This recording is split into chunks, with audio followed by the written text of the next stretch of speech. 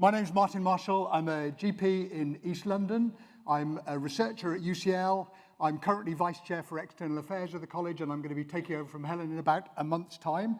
But today, I'm your host for this session, which promises to be a really fun one. Housekeeping first.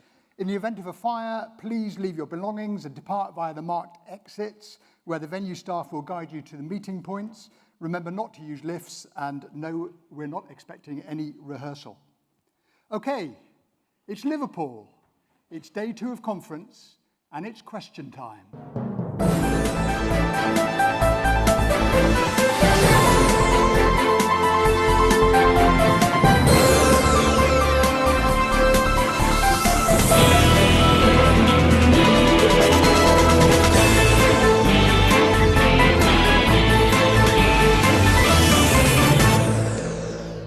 And welcome to our truly talented panel of the heaviest hitters in general practice. Let me introduce them to you.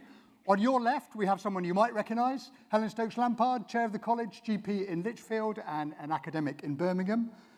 Next to Helen is Austin O'Carroll, an inner-city GP in Dublin with a special interest in inequalities and care for marginalised groups. And Austin was also a member of the Irish Paralympic sailing team.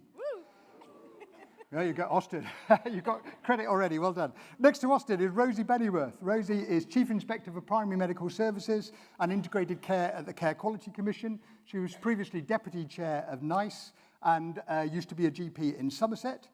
Next to Rosie is Krishna Menon, a GP in Yorkshire, a member of the GPC Executive, workforce lead, and a man who admits to finding premises cost direction interesting. He's going to be a barrel of laughs today, I think. And next to Krishna, we have Jodie Blackadder Weinstein. Sorry. Jodie, I'm sorry. A GP in the Royal... You'll forgive me, I'm sorry. I'm going to ask you really easy questions now, don't worry. Jodie is GP in the Royal Air Force. She's been a brilliant chair of the First 5 group, just about to stand down very soon. She's an academic and an educator. So please welcome our panel.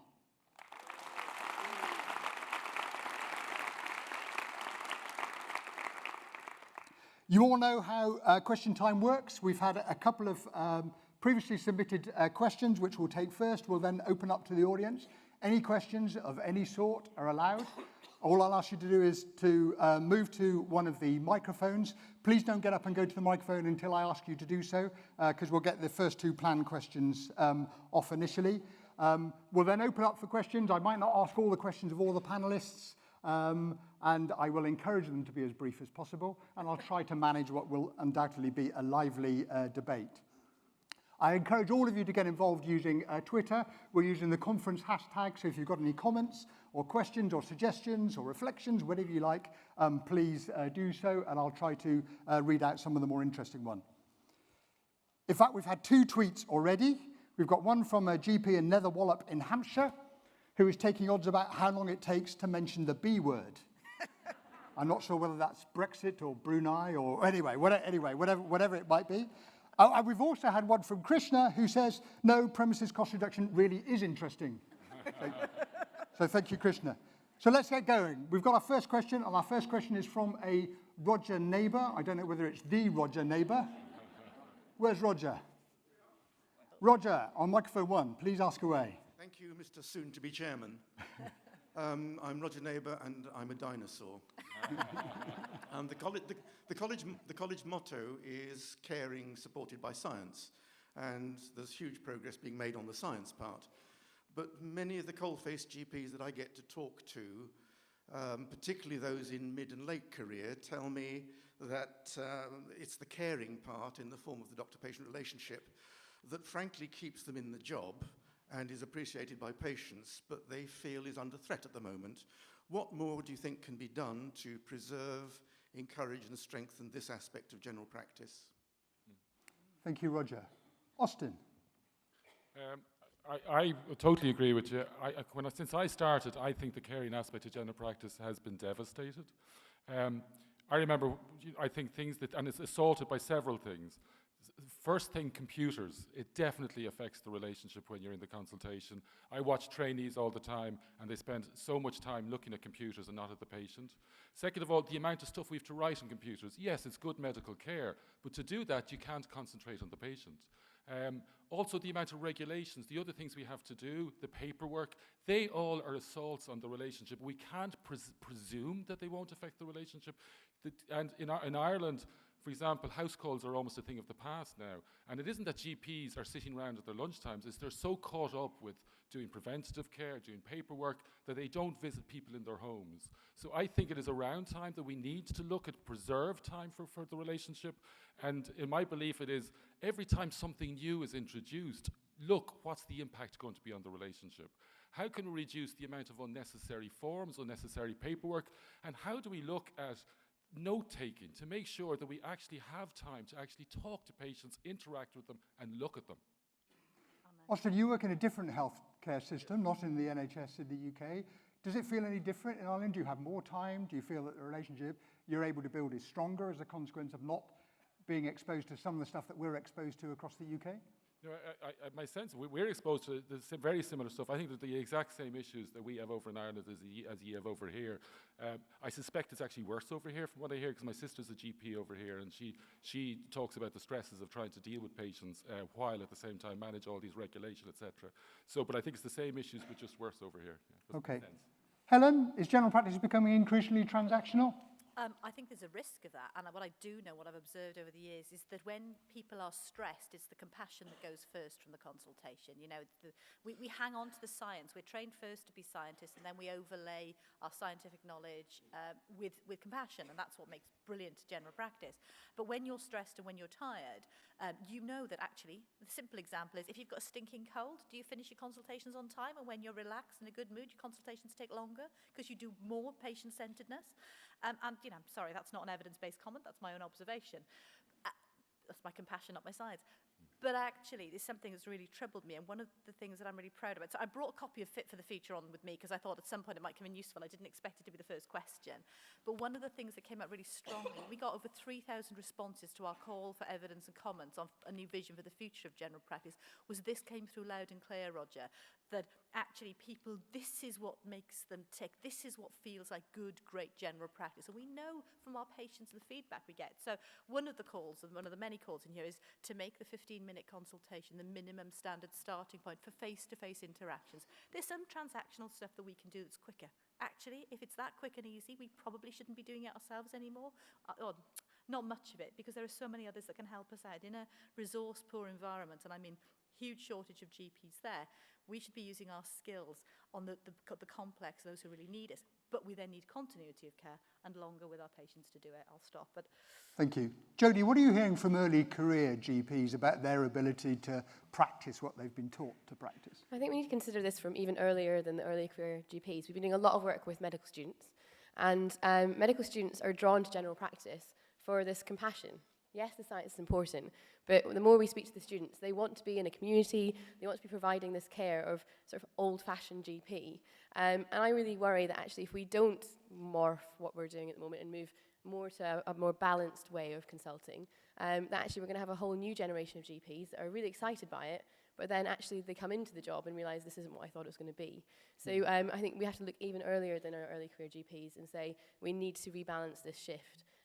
Reshift this balance, because otherwise we're going to have a completely disillusioned workforce coming through. Yeah, okay. Rosie, some of the challenges that we hear about external factors getting in the way of the doctor-patient relationship, regulation might be one of those factors.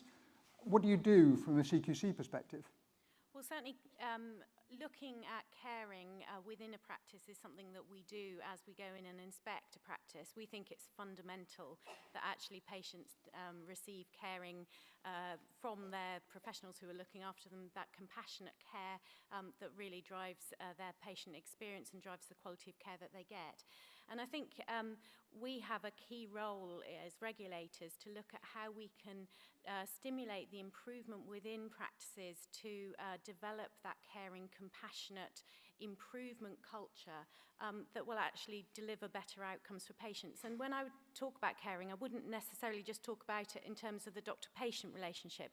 I would talk about it about the interactions we see with staff and colleagues as well. I think that some of the outstanding practices that we see, they care for each other as colleagues, they care for their staff, and we know that staff well-being is really aligned with good patient outcomes. So I think we need to be looking at caring more broadly than just the doctor-patient relationship. I think if we care for each other, then actually that will lead to better patient outcomes and better awareness and a better ability to be able to deliver the care that people want to. Krishna, from a GPC perspective, the job of the GPC is to make workload more manageable. That's one of your key tasks. How are you going about that? To what extent is creating space for that relationship to develop an important part of what you're trying to achieve? Well, I think firstly, thank you for repeating the question, because for the first 80% of when you're speaking, Professor Neb, I was just looking at you thinking, he's actually real. So, it's great to see you. And I was told off for not reading in a consultation on my first day at GP training. So thank you very much for the question. So clearly, we are talking about caring general practice, and I guess that from what my peers have said rather than actually hearing what you were saying. But the priority for me, and again, I say this both as a representative of GPC and as a jobbing GP, is time. It's time. The amount of time we spend ticking boxes, and my colleagues have nuanced about spending time sitting in front of computer screens, needs to be replaced with actual time to see our patients and have those consultations with them. And I'll put my hand up and say I'm probably one of the few GPs in the country who have the privilege of having 50-minute consultations as standard. And that makes a huge difference. Those extra 5 minutes for actually listening to what the patient's saying and actually be able to bring everything together and support improving that element of care is important. And I think from a GPC perspective, what we're trying to do with the contract changes, hopefully, which if implemented correctly and give us the additional workforce that we need, is that we will be able to focus on the specialist areas that only we can do well, and we can use the wider primary care team to deliver the cares that others can do just as well, in some cases better than us. So I think that's the direction of travel. Expand our teams, spend more time with our patients so that we can provide good quality care for them. Thank you very much indeed. Roger, do you mind coming back to the microphone? Would you like to be starting your clinical career now? Would you like me to be starting my I think everyone in this room would love you to, Roger, but would you like to? Yes. I mean, we all know on a good day it's the most fantastic job in the world. Yeah. And it's a case of somehow shedding the barriers to that. It's not a case of proving to people that it is a good job. We know it's a good job. And I think it's a case of paring away the obstacles. And yes, I would do it. I mean, wouldn't you? Absolutely right. Thank you. Yes, is the answer. Thank you very much, Roger. Our second question comes from Shamila Wananayaki. Shamila, where are you? She's somewhere. At the back, brilliant. Shamila, please, microphone 4.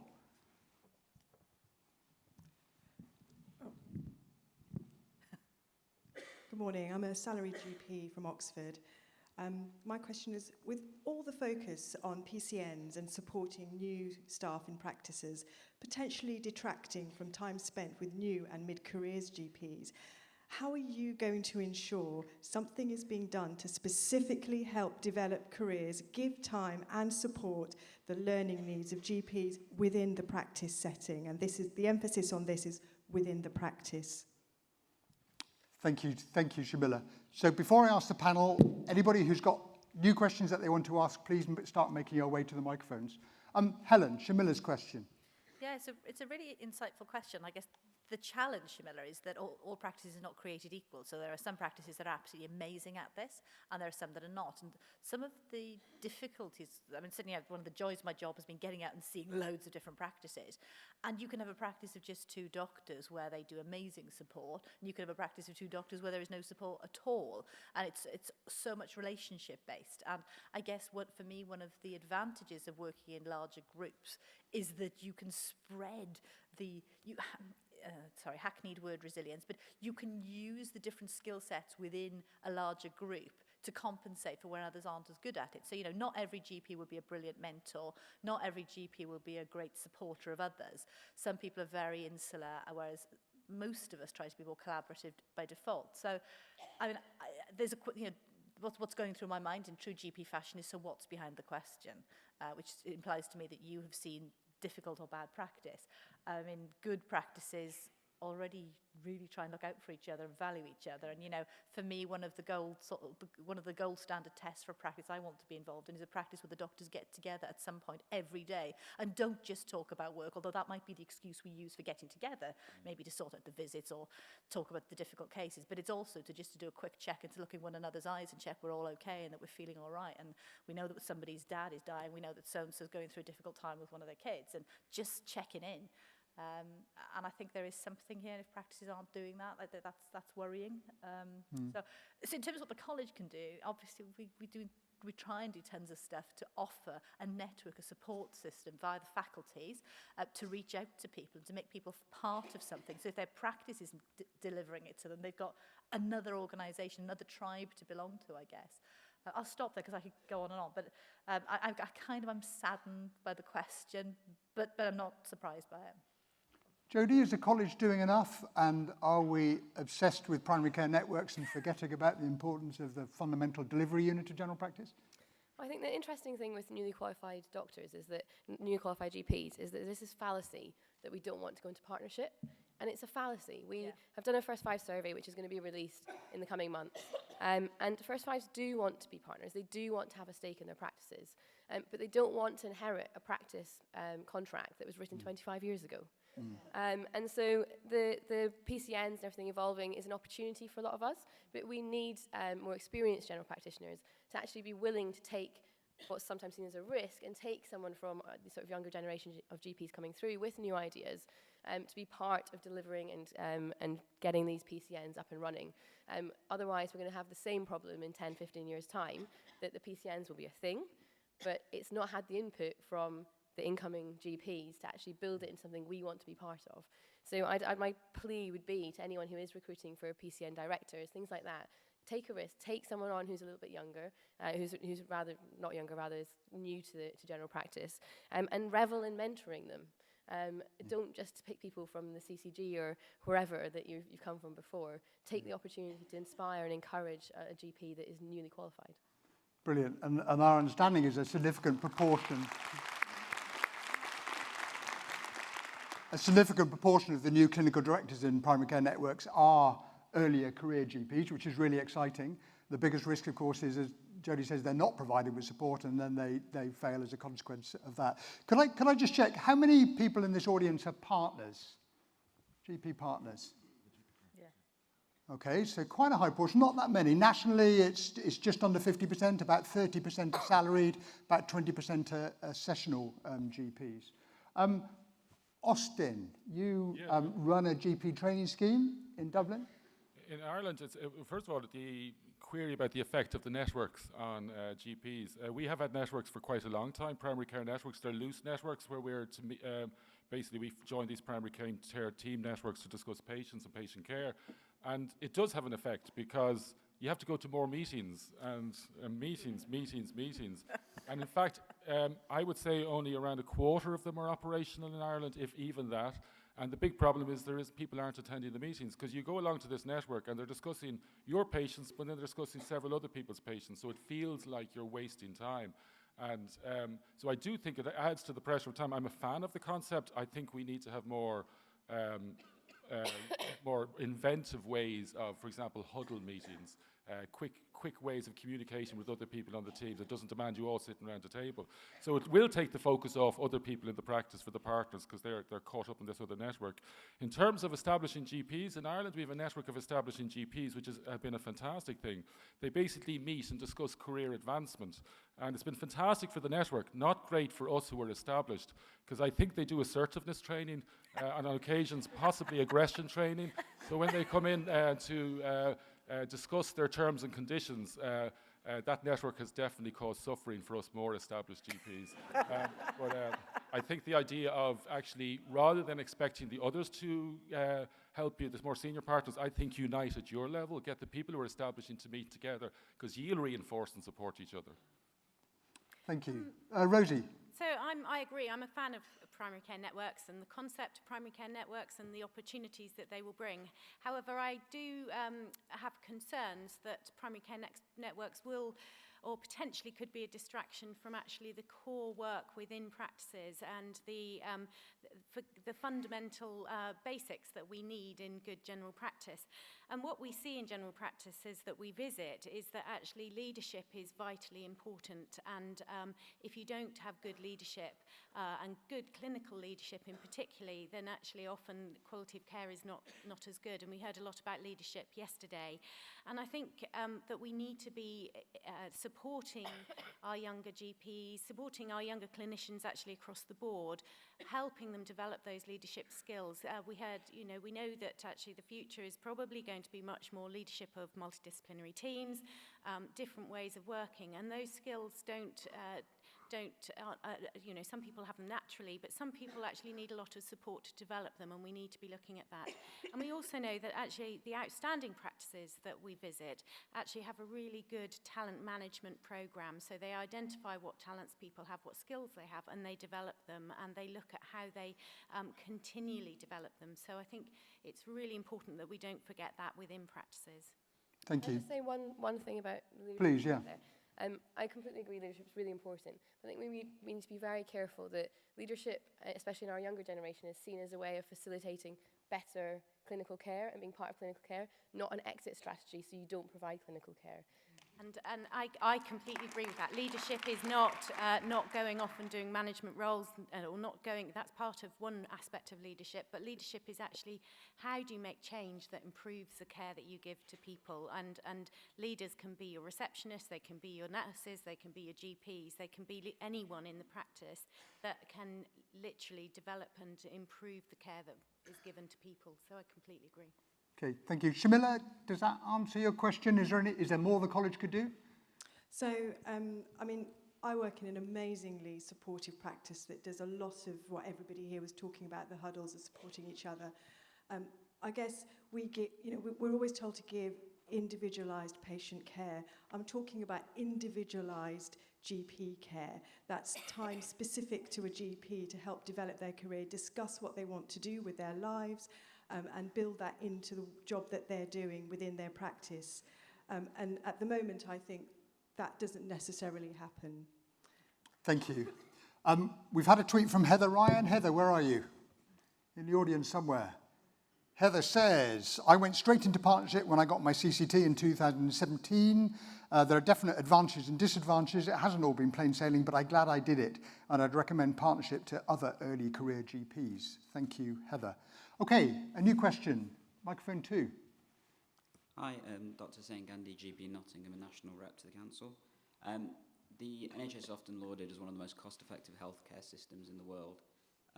But we're seeing level of funding that actually has brought us back to what we previously had with, for example, the NHS birthday present from last year.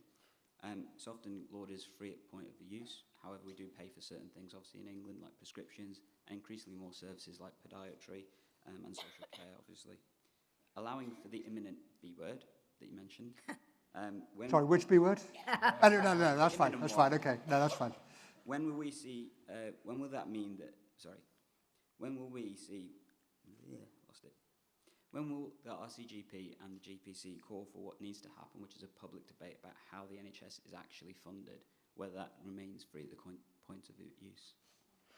Okay, thank you very much indeed. Krishna. Oh, brilliant, thank you. Hi. Great. I saw you keeping your head down. Yes, I tried to there. And thank you, Sid, for that question. I know you're real, because we actually go a long way back. And thank you for the very real question. And I think you do raise a fundamental point about whether NHS should be funded the way it is now or not. And I firmly believe that a state-funded health service that is free at the point of delivery for patients, particularly for the most vulnerable ones, is by far the most secure way of funding health service. Now, when we talk about pressures in general practice and pressures across the NHS, and sometimes we do come up with other ways of trying to address that problem, that isn't necessarily a way of saying that we need to fund it differently. It needs to be funded correctly by the government. So if we look at, for example, funding that goes into general practice as whole of the NHS budget, I mean, the college and BMA, we do that calculation slightly differently, but they're both consistent. And from our point of view, it's 8.1% of the NHS budget that goes into general practice. It used to be 11. So that's forcing us to now start looking at, oh, we should be funding this differently. No, the question should be turned back to the government to say, you need to fund the NHS appropriately, because this is not just about health. Good health has impact on every single aspect of an individual's life in terms of the productivity within the society, education, the wider impacts and determinants of social welfare. All of these kind of things have an impact from health. So the responsibility of that should be turned around to government to say, you need to fund this appropriately. And we hope that the contract changes that come into place from this year onwards is the first step. That's not enough, that's not the whole deal, but that's the direction of travel. Okay. Austin, a different way of funding the health system in Ireland? I'm actually going to talk about the B word. I've Go been for it. dying to sit in front of an English audience and talk about the B word. First of all, before I answer the question, I'll give my reason for wanting to talk to the British is because of a personal gripe. First of all, I think it's really sad. It's like it feels like a breakup, though it feels like a long, protracted breakup, which are always the worst breakups. And it also feels, in my day when you broke up, you always said, listen, it's me, it's not you. This is a breakup where you're saying it is you. My personal gripe, and this is clear the air, just to get it off my chest, is where your Prime Minister, Theresa May, said the Irish, we won't do what the Irish did. Former Prime Minister said we don't want to do what the Irish did. And I suppose the reason I have a gripe about that is we've had 32 referenda, you've had only 2. We are referenda experts. Ye are referenda babies. And we actually had a referendum back in the 80s which split our society apart, which was the one on abortion. And it caused absolute rips in the society. And we actually produced several things to protect that in the future. We have an electoral commission that gives independent assessment of the arguments on both sides of a referendum so people can depend on accurate information that's not biased by the media, by political parties.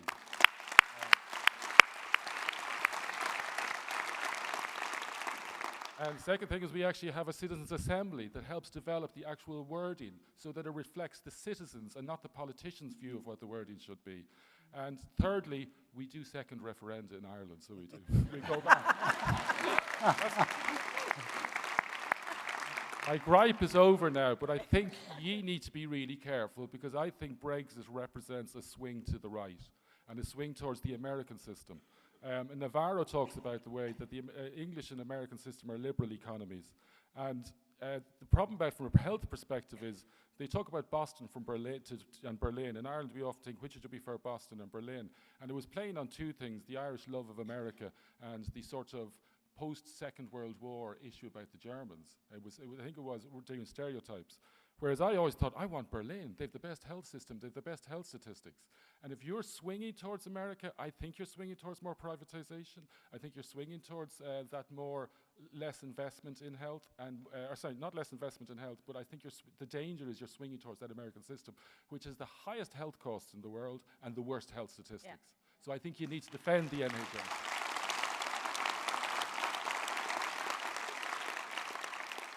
So if our current Prime Minister is looking for a new special advisor, are you free, Austin? Or? I'll teach him about honesty, yeah. Is there anybody on the panel who thinks we should think radically about changing the way we fund the NHS? Am I having a second go? Right. I think there are two bits to that. Should we be funding this differently? By all means, the government should look at how they fund it better, but that should not mean suddenly we start charging patients, because evidence shows consistently when that happens, the ones who suffer are the most vulnerable patients in society, and that's not what we're in the business for. So I think that's the thing we need to draw. Helen. Just a quick one, really. I mean, Council has debated and discussed this in the past, and we've got a pretty clear position that the college position is that we absolutely believe that the NHS should be funded by general taxation. It needs to remain as free as it possibly can at the point of delivery. And I mean, you quite rightly pointed out, saying that there are some areas where there is some charging. I've done a bit of reading into and researching about this because I've had to give lectures about funding models across the NHS and around the world. And the answer is there is no perfect model. If there were, we'd all be doing it. But given where we are, the costs of change are astronomical.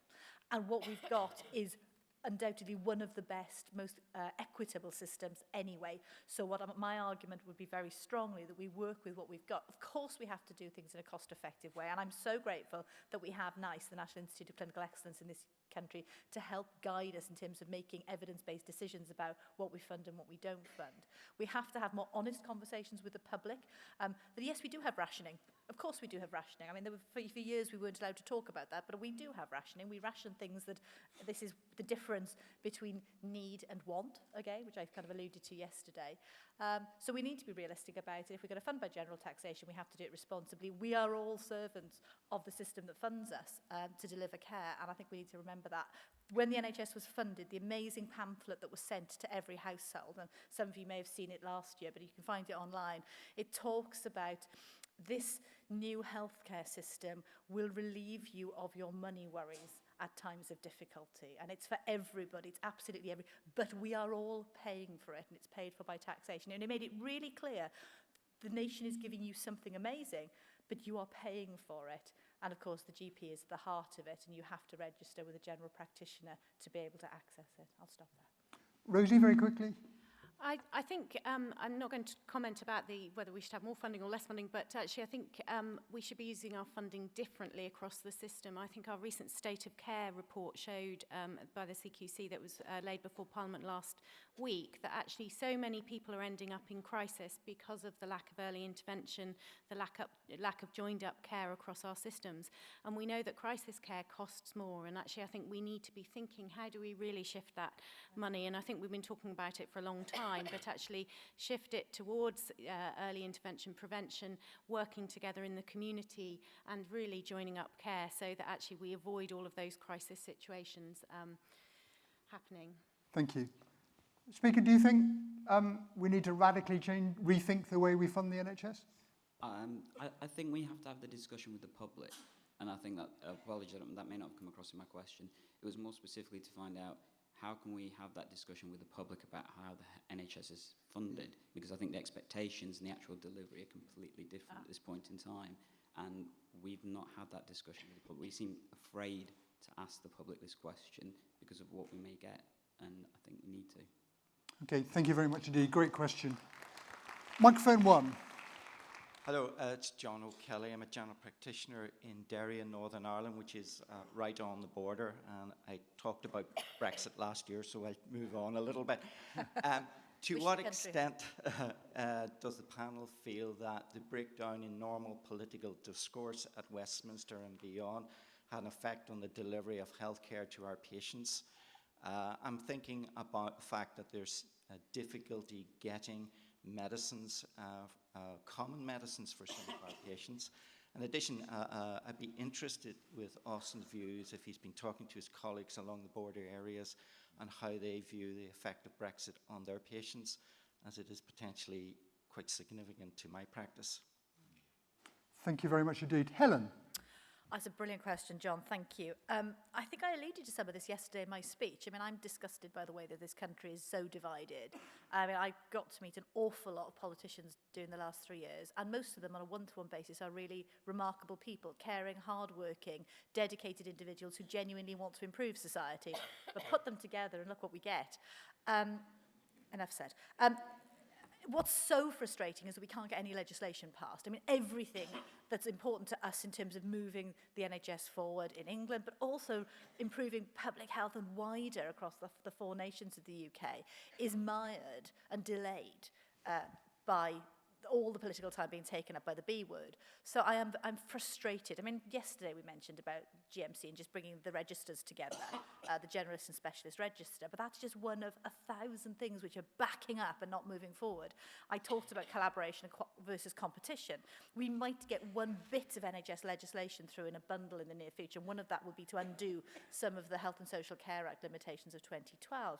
But, you know, there are things across parts of government that, as I say, are cross-cutting. So I am frustrated, and I know politicians are frustrated too. And I mean, I don't have the answer as to how to fix it, but I do think it's a disgrace where we're at the moment. I'll stop there.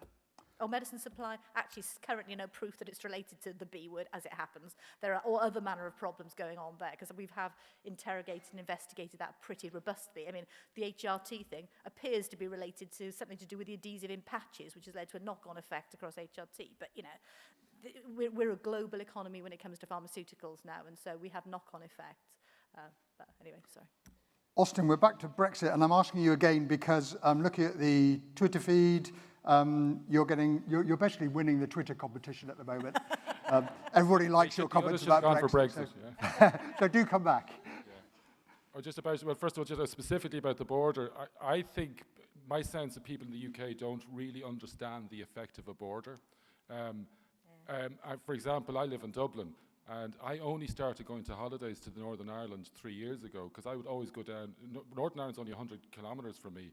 I go down 150, 200 kilometres to West Cork and Kerry, because the border was there. And that's for me in Dublin. Close to the border, I remember it when it was there, and it was a hard border, and you were going through military establishments. I know it won't be like that, but it was still, a sense of division. And I think it's for the local communities, the freedom. People talk about the freedom when the actual borders were brought down, how communities started reuniting, and the way it brought people together. And actually, someone looked at the 10-mile, for example, the 10-mile exclusions, the 10 mile on both sides of the border, and they estimated that 300,000 people lived within those 10 miles of each side of the border if you followed it. So I really think people need to understand that's why the Irish are so set upon the border. It had devastating consequences on local communities, and it really had a sense of separation of Northern Ireland and Southern Ireland, which we so want to keep now that we've got that sense of unity. I know we're different countries and we're different nations and different traditions, but there's still a sense of coming together.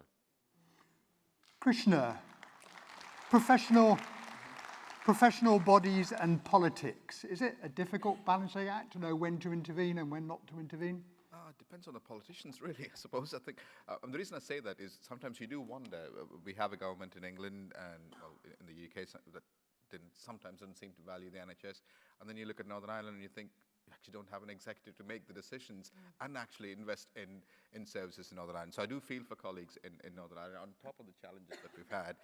And you do wonder, is it better to actually have a government that doesn't do anything, or not to have a government so that you can actually work with the civil servants to move things on? It is a difficult balance, and I think what we need to be able to do is to be completely honest in what we stand for and what we need to do for our colleagues so that we're able to look after their patients appropriately. And there isn't a quick answer to that. I go across to Northern Ireland GPC every 3-4 months, and hearing the kind of challenges that you guys face there,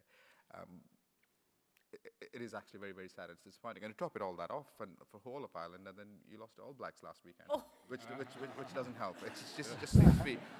Oh, that's cheap. Sorry. If only we were sitting here next week. Oh, we will. Yeah, it just seems to be one thing after another. Then you now have to see us beat them in the semi-finals and then take the cup. But hey, that's a different thing. But, yeah. Jodie, from your perspective, is the college too political or not sufficiently political? Well, it's a tightrope that Helen often talks about, walking in high heels between being shouty enough to get things done versus keeping that balance that you can actually interact with all parties involved. But the question, I think we're coming back to the question that we started with. You were saying about the effect of the government breakdown, how people are treating, what's that effect having on healthcare? I think there's a lot we can learn from what's been happening. And I think the two things are this sort of, there's professional respect, which I think we just are not seeing in our politicians at the moment. And obviously we've had a lot of stuff coming out recently in different bodies about, and I'm sure Krishna will comment on this, about respect for individuals within organisations and how we treat our colleagues. And I think we need to learn from government what not to do, and actually be a lot more professional with each other and much kinder to each other. The other side is transparency. Sorry. So you've said about, Helen quite rightly said, we don't know what results of Brexit is, whether the medications are a result of Brexit, whether it's something completely different. We've just got so used to being fed different lines now, we just don't know where the truth is. And I think something the college can certainly learn from all of this is transparency. As a college, we need to improve our transparency so that our members, and providing information to our members, so that they know what truth versus fake news is. And I think that's something that we've maybe not been the best at, and that's something that we really need to learn and kind of move forward for as a college as well. Thank you, Jodie. Microphone 3 at the back. Good morning. I'm Dr. Sally Ross. I'm a GP in Portsmouth. Does the panel see a time when we can stop calling salaried GPs salaried?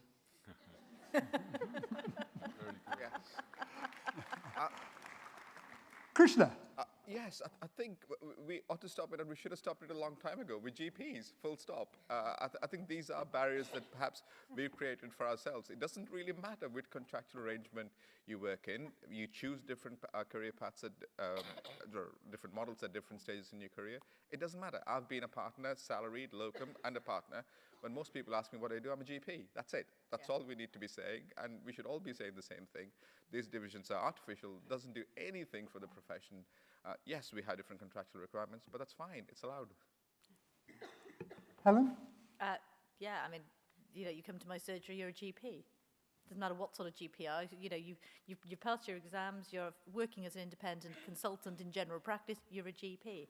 I mean, you need some way of describing people from a contractual point of view for certain circumstances, but actually, it shouldn't be a big deal, and it certainly shouldn't be a barrier to people taking on roles and responsibilities. I have come across situations where people who work under a salaried model tell me that they're not allowed to be trainers, or they're not allowed to be educators in a practice, or they're not allowed to take on any leadership roles. And when I talked yesterday about us more experienced GPs standing up and saying, do you know what, if we keep saying that this is the way we used to do it, we are doing a disservice to a whole generation, because that's just not acceptable. The world is changing. We need to make sure that we're changing with it. And I guess this is just one example of that. GPs are GPs. Jodie, you were clapping.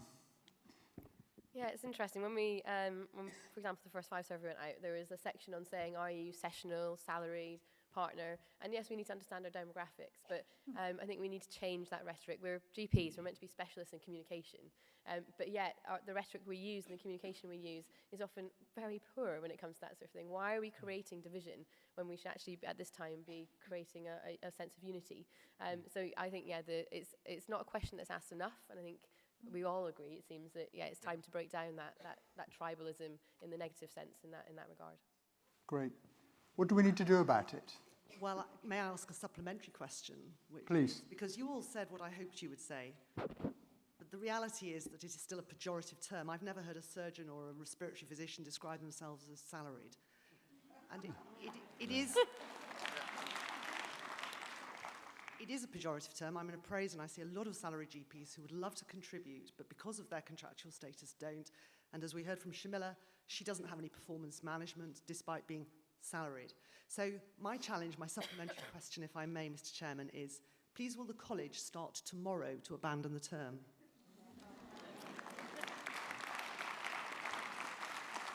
A very good challenge indeed. Austin. Yeah, no, I actually think it's worth looking at what underlies the concept, because in Ireland, I don't know if you use the term Parttime GP, and I have a colleague, a very strong woman, who said always, in the past, used to always describe herself as a part-time GP. And she said one day someone said to her, why are you describing yourself as that? And she realized that the reason she was that she felt embarrassed or somehow inferior. And of course, most part-time GPs in Ireland are women. So to me, the underlying thing is sexism. I don't know if it's the same over here with the sessional thing, but I think there's underlying thing is that somehow these women are not as good as other. And so I think the underlying thing is that there is what is the underlying process under. I don't know if most sessional GPs, or sorry, salaried GPs are female or not. I don't know if it's the same issue over there, but definitely in Ireland that was the issue. So I think it's about the actual confidence, no matter what you do, no matter how many sessions you do, no matter what way you're paid. It's the confidence in the fact that you have the stamp of being a GP, and that you can stand with confidence and give your opinion and expect people to give you the respect. Because I do think it isn't just about the way you describe yourself, it's the fact the way people view you. So I do think women are still seen as often given less respect than they should be in medicine. So it's been able to drop the title, but also confront people when they're talking to you in a way that demonstrates they don't truly respect what you're saying. Rosie? I completely agree. We ought to be dropping terms like salary GP. And I think actually for the public point of view, it just adds to the confusion. I think members of the public find it very confusing. We hear all the time at the CQC about how they're finding it confusing to navigate their way through a complex system. And actually just adding these extra terms does not help them, because actually they don't understand the difference in terms of that terminology. And I also think actually it does lead to a hierarchy. It does lead to hierarchical behaviours which aren't necessarily helpful in terms of delivering outcomes. And I think increasingly as we look to multidisciplinary team working, we need to understand how we eliminate hierarchies and to get really high functioning teams, irrespective of role, irrespective of contractual status. So I think it's really important that we do think carefully about terminology. Thank you very much indeed. So titles, descriptive terms are really important, and there's been a very interesting shift recently. You're aware that there's a specialist medical register and a generalist medical register. There's been a big shift there. Helen, do you want to just describe what's happened? With the registers, yeah. I'm sorry, I was just reflecting in my head about where the use of the term isn't, and I'm thinking it's a demographic. What people's contractual model is, and that's all it is. And there's something about how we work with that. So thank you, Sally, for the challenge. In terms of the registers, so this has been a thorn in the side for a long time, and the college has talked about it for a long time. We've been pushing for a long time to try and get the registers merged, because it gives it's an artificial divide. And originally when it was set up, there was good reason for it, and it was actually to stop hospital specialists from just walking into a general practice and working as a GP, okay? So it relates to a historical way of working. So it was set up with good reason once upon a time, but those reasons are long gone. Since we've gone to RCGP as entry to point of the examination, since we are CCT for entry to the profession, those reasons have evaporated.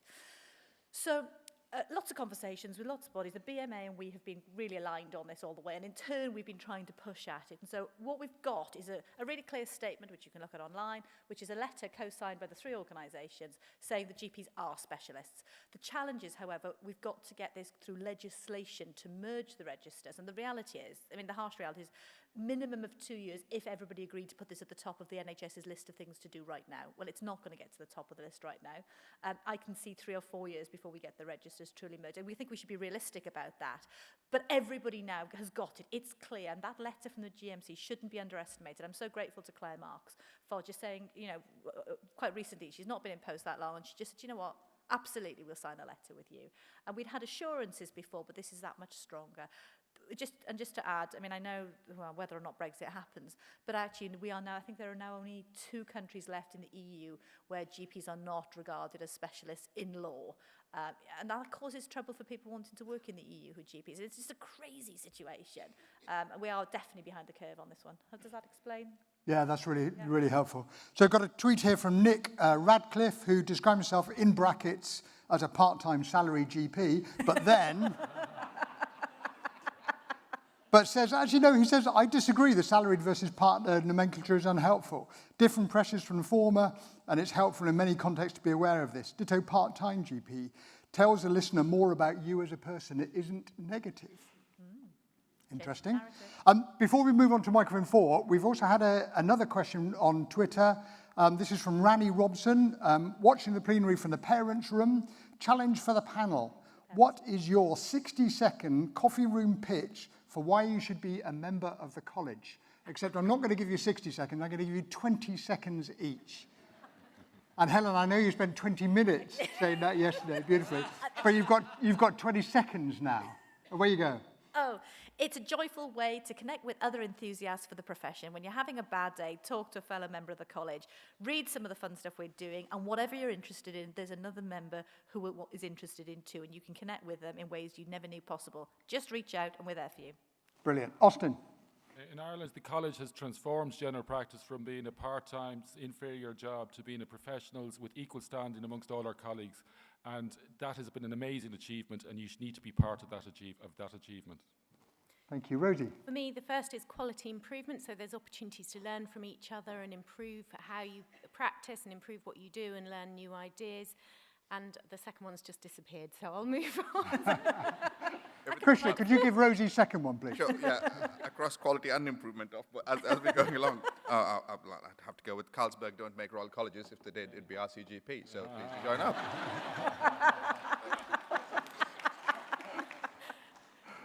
Can I come back to my second one? Yes, please do. It's about a strong voice. I think general practice needs a really strong voice, particularly in the system-wide discussions, and I think the more we can do to have a really strong primary care voice, the better. Thank you. Jodie. That's what I said. I don't follow Krishna. So I think the big question I say is, what has the college done for us? And it's so easy for us to be in our current situation and say, well, it doesn't do anything for us. Let's reflect. We've got a training pathway. We're now being looked at as hopefully going to be in the same register as consultants. Indemnity, that was a collaborative effort between the BMA, RCGP, NHS England. There have been big wins, and it's easy to forget them when you're sitting reviewing your fees. I think we need to actually think we have had a lot from the college and not to have it lost amongst some of the rhetoric we get online.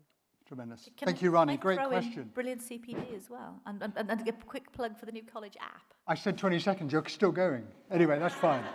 That's fine. Microphone 4. Jenny Aston, I'm the college's allied health professional rep, and I'm an ANP in general practice in Cambridge. With the increase in the multidisciplinary teams within general practice, how can GPs best be supported to train them and provide them with ongoing supervision to ensure patient safety? Okay. Great question, isn't it? Rapidly expanding primary care team. Concerns being expressed in some cases about the level of training, the level of support, the training opportunities available in practices. Rosie. Well, from a regulation point of view, this is really important. We know that most practices, 95% of practices in the country are good or outstanding, but we do know that there are a very small percentage that are struggling and are inadequate. And one of the most common themes that we see in those practices is the lack of supervision for people, for professionals. The expectation of people working outside their competencies and the lack of development support for them.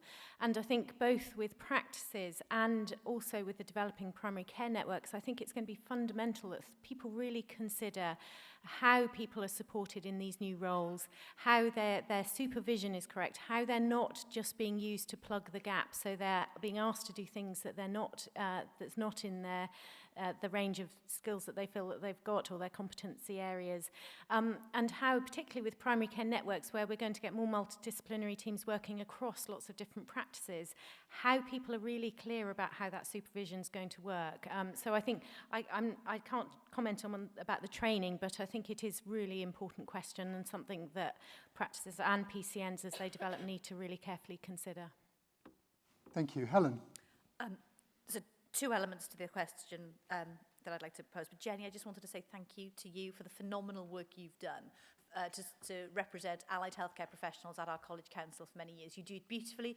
You go out and you speak the word to other people we're trying to influence about it. So thank you as a personal thing from me, because I might not get a public way to do that again. So thank you. The challenge is a really good one about training and support. You know, we spend a lot of our energies talking about GP training and support, and that's right. We are a Royal College of General Practitioners, and there's a whole separate debate whether we should be a College of General Practice. Perhaps that's for another time, perhaps for next year's conference. But actually, without our allied healthcare professional colleagues, we just can't do the job, full stop. And you know I'm a huge advocate for that. So this is about resource and organisation. So resource, the 4 education, the HEE and all the colleagues in devolved nations that are responsible for postgraduate training are under-resourced, massively under-resourced, full stop. And we are pushing in all 4 nations to improve the level of resource so that practices can get a bit of money for training. Because one of the challenges we've got is we get, relatively speaking, far better remunerated for training GPs than we do for our practice nurses, for example. And there is something there about how we do that. So resource, and we need to keep calling for it in the 4 nations. In terms of how we organise ourselves, I do think that the PCNs and the clusters and the federations, you know, whichever applies to your nation, are a much better vehicle for delivery of training, because many practices are very small to take on lots of training. But working together, there are some brilliant examples of how people can collaborate to deliver training much better. And this is, again, what I was alluding to yesterday. I absolutely think we need better career paths and training for all the people who work within our practices, absolutely everybody. And I think we've taken our eye off the ball with that in general practice. But also we need to organise ourselves better and trust to work in groups to deliver training, because it might be the much more pragmatic way of doing it. Not every practice will have brilliant educators in every discipline. So I had an interesting conversation last night after a pint or two of Guinness, but it's still clear in my mind, with somebody who runs training in Humberside, talking about the differential rates between GPs and non-GPs in the primary care team, and suggesting that training budgets should be pooled, which would disadvantage doctors. Who is would be in favour of doing that for the good of the wider primary care team in the audience? Some hands, not slightly tentative, no, some strong hands. Okay, who would be against it? About the same number, not that many, but most people are thinking about it. It's an interesting challenge. Who knows whether it's a challenge that we might... It would help if the funding pool was a lot bigger, Martin. Yeah, quite. Austin, primary care team in Ireland? I'm going to just focus on the issue. I work in an area of deprivation, and we have primary care networks. But interestingly, primary care networks, it's a classic Tudor-Hart inverse care law. In those areas where our areas, it's much hardest to recruit team members. And when we do get team members, they also tend to leave early because of the pressures of working in areas of deprivation. So from my perspective, we need to actually give much more support to the primary care team networks. It's part of retention. So those supportive mechanisms are in terms of both training and support to manage the difficulties of dealing with patients, whether that's small group work or individual support. We don't have funding for this at all, but I think we are suffering the consequences of not seeing this as an important issue. We're also in areas of deprivation. I think you need specific training. We've stolen an idea from Manchester called Focus Care Workers, which are a fantastic new initiative. They're sort of not unlike a link worker, but different. There are people who, like I have a patient who, say for example, a mother who's depressed, who's got, her kids aren't attending school and she's behind in rent arrears. Well, I sort out the issues to do with her mental health. The focus care worker goes out and sorts all these issues out. And at the moment we're training these focus care workers, and it's great because we've developed the training program with Manchester, and it's focused on providing care in areas of deprivation. And I know Manchester give great support to their workers, and when you see these workers, I've been over to Manchester, and the work they do because they feel supported and they feel appropriately trained. And I know the training is a continuous thing, so I think from areas of deprivation point of view, support and training is absolutely essential and much needed. Brilliant. Thank you very much indeed. We have just 3 minutes left, so I'm going to take 2 questions in quick succession and then turn to the panel. Microphone 1. Hello, my name's Bert Jindal. I am a GP, but I've been a GP a long time. I come from Huddersfield in West Yorkshire, and I have to admit with deep shame that this morning I read the Daily Mail. And in the Daily Mail, Helen's headline was, "It takes her 17 minutes to start up a computer." So my question is, what do the panel feel about the failed procurement process in the NHS? And what confidence do we have in it successfully enabling the future practice IT systems with the end of GPSOC? Thank you very much indeed. So that was a remarkably accurate Daily Mail headline, wasn't it? Microphone 2. Pam Martin from South East London. Does the panel agree, linking with an earlier question, that it would be helpful to have a nationally funded mentorship scheme offer for all GPs? There's evidence it helps. We have an expensive appraisal system. Why not a mentorship scheme?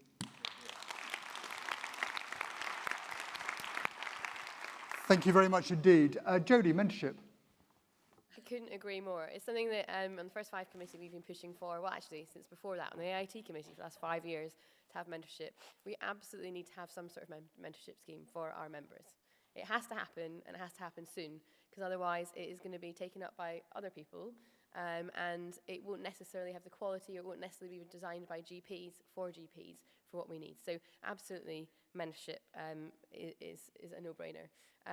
In terms of IT, I remember about 5 years ago, and this is where the college has been great in allowing some of our younger GPs to be part of things. When we were on the AIT committee, we were invited to go and sit at a round table about what we need to do in the NHS. It was only about 5 years ago. And there was 2 of us there that were trainees, and we said, we need a joined up note system from primary care and secondary care and social care, where we can actually input and be able to see each other's work and not be sending letters, which we are still doing in my practice, and scanning them on and then tasking a GP to look at them. It does not make sense. The response at that time was, but then all your notes would be together. And I was like, no, there can be there's lots of ways. There could be tabs. There's so much we could do. We've progressed a little bit since then, but not really that much. And the security, I can access my phone to look at my bank account anywhere in the world. And actually, the bank account, we've not had any security breaches that have been catastrophic. There are answers there. And I think the way that we are working at the moment, we're meant to be efficient. And RT is one of the least efficient things that we do in practice. So in terms of IT, as young GPs, it's a huge frustration. And it's something that we are banging the drum about a lot. We need our integrated notes, and we need it to be working on a system that we can actually access from our practices. Thank you. Krishna. I disagree. No, I don't really. It wouldn't be question if we agree on everything, but just for disagreement's sake, no, I think absolutely agree that mentorship should be available to everybody, and it will be beneficial for GPs at different stages of the career. But my only caution is, it doesn't always have to be a formal thing. Yeah. So bear in mind, something like that will create even more barriers within this. Saying, no, I'm a former mentor, I'm an official mentee, and all of these kind of things. Yeah, yeah. So at the end of the day, I think we all have a responsibility. I certainly remember both in my clinical career and in my BMA career, where I didn't have a formal mentor of any sorts. It was informal. Richard Watry, my boss, is still my mentor. I don't know if he knows it or not, but he is. And I look to him for questions. I go to him when I'm in trouble, all sorts of things, and he supports me through that. In the same way in clinical career, throughout my early foundation years, and when I was a bone sculptor in orthopedics, even then we had mentors, and that was all informal. So I think my only caution is to not necessarily formalize it all, because there will be people who will miss out on that formal process. But Krishna, we should have a role. So you, fair enough. You're going to find someone to be your mentor. Yeah, and true. I worry that if we don't have something formalized, people who really need it, who don't have the confidence, who are struggling. Perhaps we need both, then, Jody. Both, yes. Yes, there we are. Okay. See, we agree. Yes. I've decided we're going to keep the panel discussion going for another hour, if that's all right. Rosie, very quickly, mentors. Mentors, I agree with both, actually, Jodie and Krishna, but I do think, actually, as senior, anyone who's been working for a few years in the NHS probably has a responsibility to reach out to younger people who are starting to offer them that mentorship and support. And, you know, whether it's informally or formally, I think we all have a responsibility to look at how we support people and really encourage them to develop in what is a often challenging environment.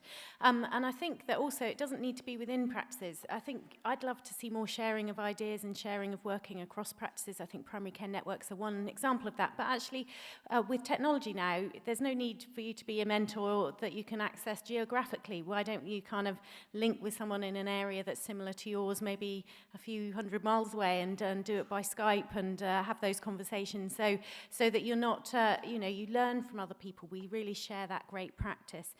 In terms of procurement, I'm not going to comment on the procurement process, but what I do think is actually we need to see an acceleration of interoperability in IT systems. If we are really going to integrate care, if we're really going to really kind of maximise the benefits of integrated care, we need to make sure that our systems can talk together, and that's not just across the NHS. Social care is vital in this, and we need to make sure that systems talk together across the NHS and social care. Thank you. We're a couple of minutes over, so final comments from Austin and then Helen. Just a quick one, just to say, the only difference between you and me is you admit to reading the Daily Mail. And for anyone who doesn't know, there's a great private tab on Google that hides whatever you're reading, so highly advise it. In terms of mentorship, I came over to the UK to train as a mentor because I think it's such a fantastic initiative. I also, I actually hire my own private counsellor to come to me every 2 months because I think it is so important to have supervision. So I would think a publicly funded mentorship system would be, I think, is highly needed to support GPs. We all know that they're under stress. We all know that there's huge pressures.